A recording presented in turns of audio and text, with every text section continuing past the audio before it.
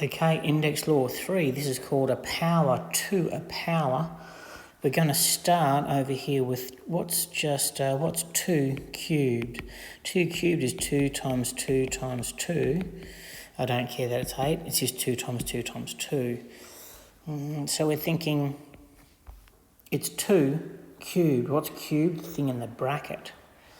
So that means when I'm cubing this 3 squared, it's 3 squared cubed. So it's 3 squared times 3 squared times 3 squared. Let's just get rid of that. And 3 squared is 3 times 3. 3 squared is... and 3 squared is... When I look at how many 3's do I have? 1, 2, 3, 4, 5, 6. So again, we're looking.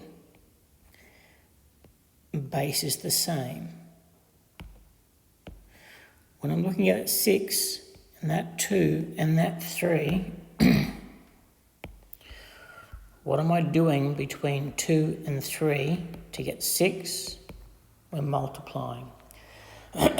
So when we're raising a power to a power, we multiply. So inside the bracket, we've got a power. It's 11 to the power 25. So we're raising a power to another power, a power to a power. So we're going to see that there's 11 to the 25, 11 to the 25, because there's 4 of them. How many 11s do you see? I see 100 of them, because it's 4 times 25. So we don't need to do any of that working. We can use the third law of index laws. A power to a power, we multiply the bases. So that's just going to be 11. 25 times 4 is 100. Importantly, when we have a bracket, everything in that bracket is to that power 3. So it's going to be 2 cubed, as well as d to the 7 being cubed, so if that makes sense. Okay. So,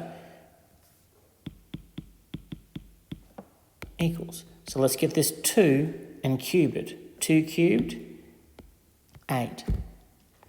The only thing that's left then is this d to the 7, and we're raising it to the power 3. A power to a power, we multiply. So that's going to be d. 7 3's, 21. Because if you think about it, it's d7 cubed, which is d7 times d7 times d7. How many d's do you see? There's 21 of them.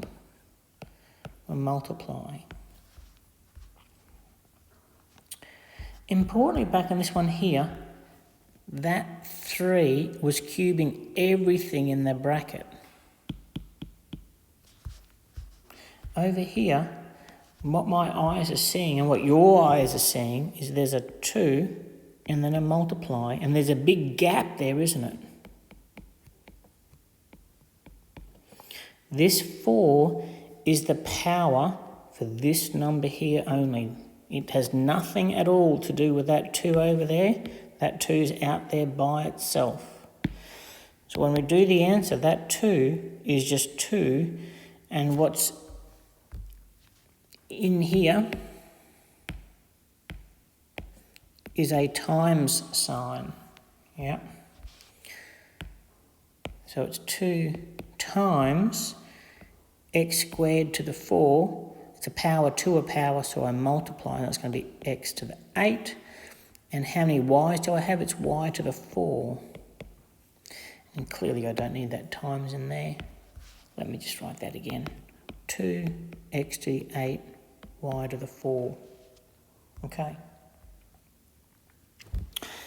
Here, a power to a power. So we multiply. So how many r's are there? There's 15 of them. And how many w's are there? 3 threes are 9. I can just write that as... It looks a lot simpler, doesn't it? How about a little bit of merging index law 2 and 3 here? So how many F's are on top? We get this 5 and the 3 and we multiply to be 15.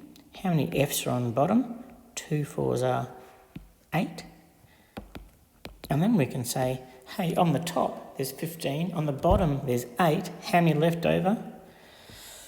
7.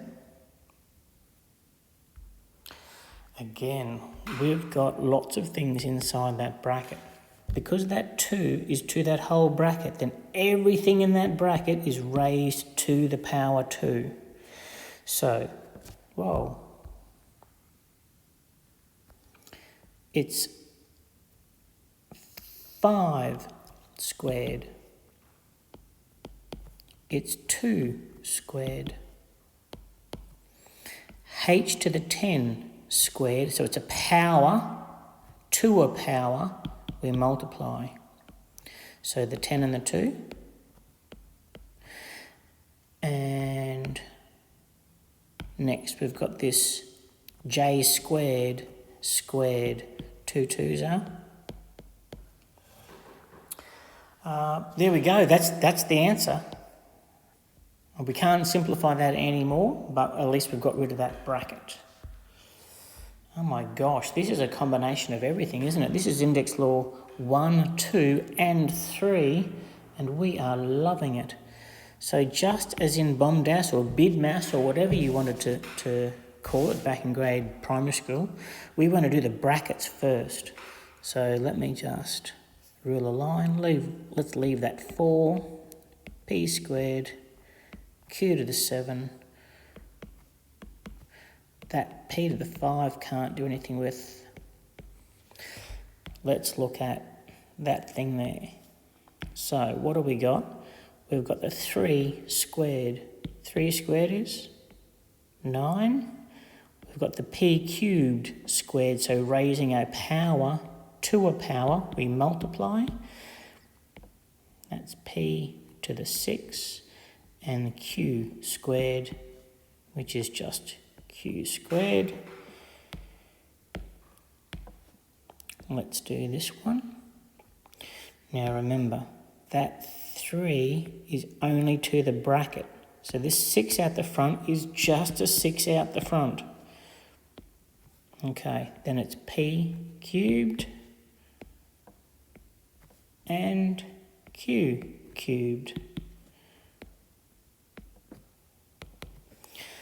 Oh my gosh, that is not finished, is it?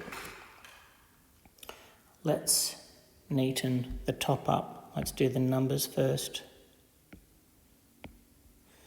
Let's cancel, hey? So 4 and 6 goes 2 and 3, and the 3 and the 9 will go 3, that 2 and that 3 goes 6 on the top. Let's pick a letter. Let's go P.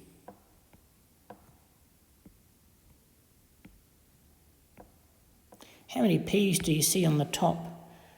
I see 8 on the top. And I see 8 on the bottom. Hey, there's 8 P's on top and 8 P's on bottom, so they all just cancel out. They all cancel out to nothing. Well, they cancel out to the number 1, but yeah, we don't write anything because it all cancelled. Let's look at the Q's. There's 2 and 7 is 9. 9 on the top and 7 on the bottom. There are 9 on the top and 7 on the bottom. There are 9 on the top and 7 on the bottom, which means there's 2 left over on the top. Oh my gosh, how much fun was that? So it's really not hard. You've just got to do one thing at a time.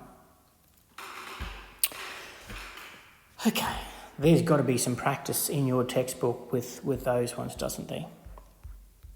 Now, at the risk of making this video too long, this is a bit of a trick one, because all of those index laws up there, every single one of them, there is not a plus or a minus to be seen.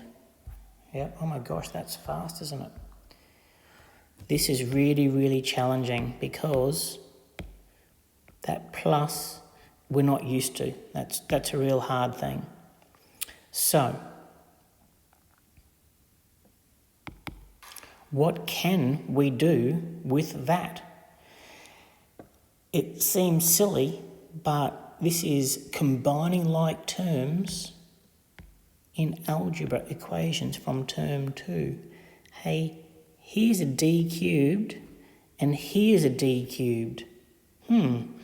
I've got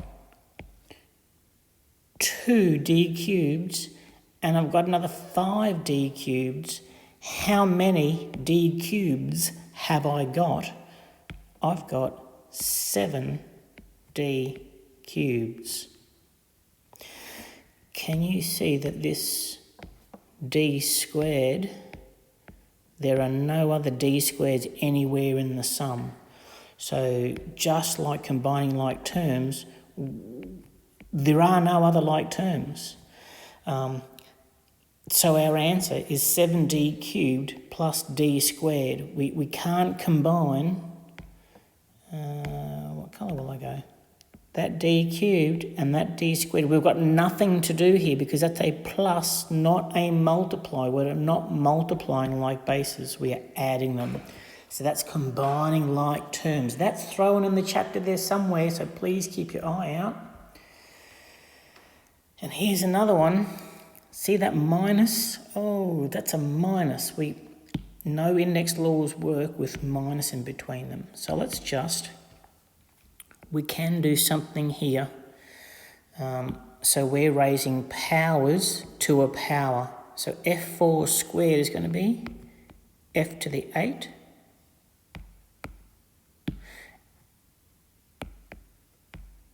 And then g cubed squared will be g to the 6 minus. Now, let's have a bit of a look at this thing here. Inside that term, we've got to multiply. So we are multiplying like bases. We are multiplying like bases because the bases, I've got an f multiplied by an f. How many f's do you see? I see 8 f's. Let's get a different colour. G cubed times g cubed. How many g's do you see? I see 6 of them.